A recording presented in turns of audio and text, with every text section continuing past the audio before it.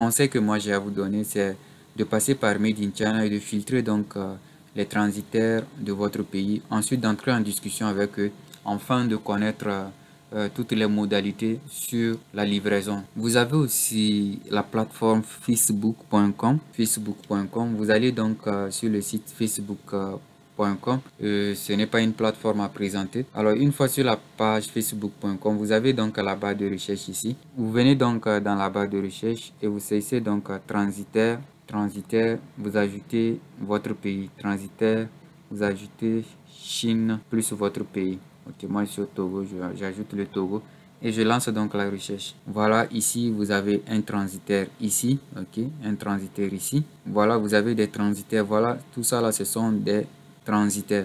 Vous voyez un peu, ce sont des transitaires. Alors voilà comment rechercher un transitaire sur Facebook également. Alors il faut beaucoup faire attention avec les commissionnaires, ok, les affiliés transitaires là, il faut beaucoup faire attention avec eux. Déjà quand le transitaire te facture le kilo allant à 10 000, il faut te méfier. Alors ici j'ai mis le Togo parce que je recherche un transitaire qui se trouve au Togo. Alors si vous êtes en Côte d'Ivoire, pareil, vous mettez Côte d'Ivoire, vous mettez Côte d'Ivoire comme ça. Et Facebook va vous filtrer également les transitaires ivoiriens qui se trouvent en Côte d'Ivoire. Vous voyez un peu. Alors vous voyez déjà la méthode pour trouver des transitaires de votre pays. Alors vous avez aussi Instagram, pareil, vous allez donc sur Instagram dans la barre de recherche. Vous faites pareil, vous recherchez transitaire Chine plus votre pays. Bien avant de terminer, j'aimerais préciser un point que votre transitaire que vous allez trouver dans votre pays ici, par exemple moi je suis au Togo, le transitaire que je vais trouver au Togo ici, il faut savoir que c'est le même transitaire qui se trouve en Chine. Le transitaire qui est dans mon pays ici,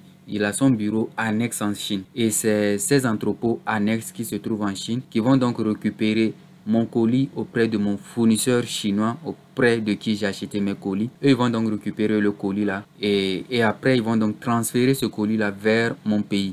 Et dès que le colis arrive, le transitaire qui se trouve dans mon pays récupère mon colis et assure les taxes douanières et toutes les assurances autour de mon colis avec les autorités de mon pays. Et il récupère mon colis, il l'amène dans son bureau, il m'appelle de venir récupérer mon colis. Et une fois arrivé, il me calcule donc les frais de transport que je dois donc lui verser. Vous voyez un peu la stratégie. Ton transitaire qui se trouve au pays. Par exemple, ici, je vous ai pris Excellence Transitaire par exemple. Ce transitaire-là, c'est un transitaire togolais. Et il a aussi ses bureaux en Chine. Et c'est ces bureaux qui se trouvent en Chine qui vont donc récupérer mon colis et expédier vers le Togo. Et arrivé au Togo, le transitaire là, il est encore au Togo. C'est lui qui va récupérer mon colis, assurer tous les frais, les assurances et tout. Ok, après il me fait appel, je viens lui verser les frais de transport, je récupère mon colis. Alors votre transitaire qui se trouve au pays, il a donc un bureau annexe en Chine. Et ce bureau annexe qui se trouve en Chine a donc deux adresses. C'est l'adresse par bateau et l'adresse par avion. Alors quand vous discutez avec votre fournisseur chinois, et que votre fournisseur chinois vous dit de lui envoyer l'adresse, c'est l'adresse de votre transitaire que vous devrez donc lui envoyer. Soit vous lui envoyez l'adresse par bateau de votre transitaire ou l'adresse par avion de votre transitaire. Là, une fois que vous avez envoyé une des adresses à votre fournisseur chinois, votre fournisseur chinois lui va vous établir un lien de paiement, vous le payez. Alors après avoir payé, que fait donc votre fournisseur?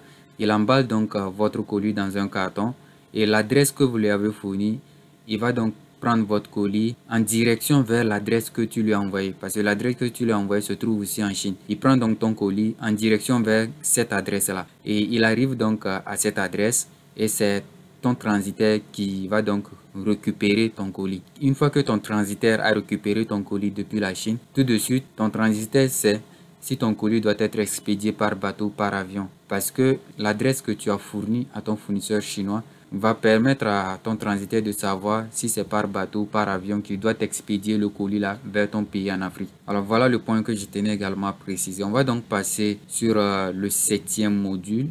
Ok, le 7e module là, j'ai dit là que le fournisseur ne répond plus depuis mon paiement. Alors le 7e module et le 8e module viennent donc rejoindre le module 5. Ok, le module 5. Alors il faut savoir que quand tu envoies l'adresse à ton fournisseur chinois et qu'il t'établit le lien de paiement, souvent après avoir payé ton fournisseur, après l'avoir payé, maintenant le reste des questions que tu allais lui demander, par exemple le tracking code, demander qu'il t'envoie la photo de ton colis ou soit de lui demander de t'envoyer la longueur, la largeur et la hauteur du carton afin que tu puisses calculer le si bien. Ces questions-là, ou soit d'autres questions encore, quand tu le demandes, il ne te répond plus. Il peut arriver comme ça, il y a des fournisseurs crâneux, des fournisseurs chinois crâneux. Tu l'écris, il ne te répond plus parce qu'il a déjà encaissé ton argent. Sa priorité maintenant, c'est d'encaisser l'argent des autres clients. Vous voyez un peu, il te met donc en attente et ça peut prendre des jours. Là, du coup, quand le fournisseur agit ainsi, c'est cette stratégie-là que je voulais vous montrer dans le module 7. Comment agir face à un fournisseur qui est crâneux, ce genre de fournisseur-là. Quel message tu dois lui envoyer? Alors, si vous avez effectué votre paiement sur Alibaba, c'est simple. Je vais donc vous lire le message que vous devrez donc lui envoyer afin de réactiver votre fournisseur.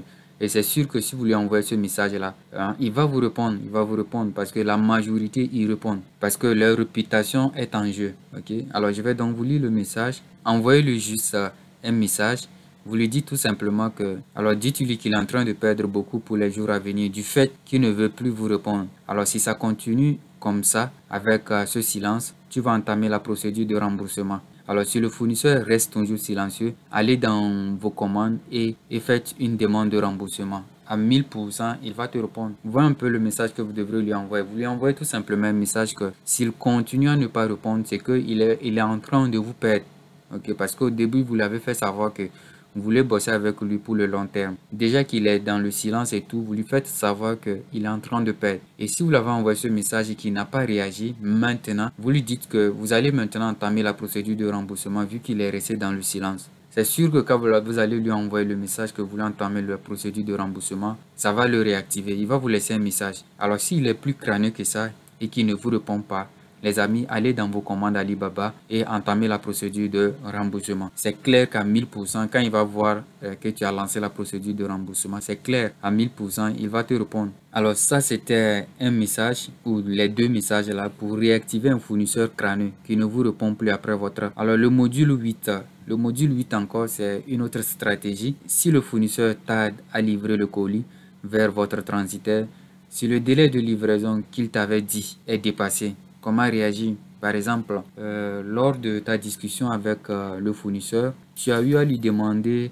quel serait donc le délai de livraison vers ton transitaire, qu'il te donne un délai de livraison. Je pense déjà dans le premier message ici, tu as eu à lui poser cette question. Ok? Là, s'il ne t'a pas répondu dans le premier message, on avait aussi un autre point où on lui demandait le délai de livraison. Ici, dans la partie discussion, on avait ce point-là où on disait de demander à ton transitaire la durée de livraison vers l'entrepôt de ton transitaire. Ça, c'est le délai de livraison vers l'entrepôt de ton transitaire. Il faut demander ça à ton fournisseur, autant pour moi. Si ton fournisseur t'a envoyé le délai de livraison vers ton transitaire et que ce délai-là arrive, il n'a pas respecté ce délai-là, tu peux encore patienter un tout petit peu. Soit tu le laisses un message, tu le rappelles que c'est comme ça, ton transitaire te fait savoir qu'il n'a pas encore reçu le colis. Même si tu n'as pas eu à contacter ton transitaire, tu peux lui envoyer un message de ce genre, lui faire savoir que ton transitaire dit qu'il n'a pas encore reçu le colis. Pour voir qu'est-ce qu'il va dire. S'il a envoyé, il va te dire non, il a déjà envoyé. S'il n'a pas envoyé, il va te dire il n'a pas encore envoyé. Alors s'il n'a pas encore envoyé, il t'explique la raison. Et tu peux encore lui donner une chance. Si la chance arrive et qu'il n'a pas envoyé encore, là du coup c'est un fournisseur crâneux. Là tu lui envoies un message de ce genre. Bah, le délai de livraison promis est dépassé. Penses-tu me livrer quand? Tu lui demandes ça. Il pense te livrer quand? Lui-même il t'envoie une date. Parce que cette question-là, lorsque tu entends la procédure de remboursement, et quand Alibaba va voir que tu as été patient et tu as posé des questions tactes, Alibaba te donnera raison et t'aidera à récupérer ton argent. Okay, là, tu lui demandes, le délai de livraison premier est dépassé. Penses-tu me livrer quand? Et s'il te donne la réponse, après, dis-lui que si cette seconde date arrive et qu'il ne t'a pas livré le colis, tu vas donc entamer la procédure de remboursement. Alors, si vous tombez sur un fournisseur crâneux, voilà donc comment lui mettre la pression afin qu'il vous livre votre colis. Alors les amis, on vient donc de terminer les 8 modules de l'achat en Chine à l'importation depuis votre pays en Afrique. Alors j'espère que cette vidéo vous a été limpide.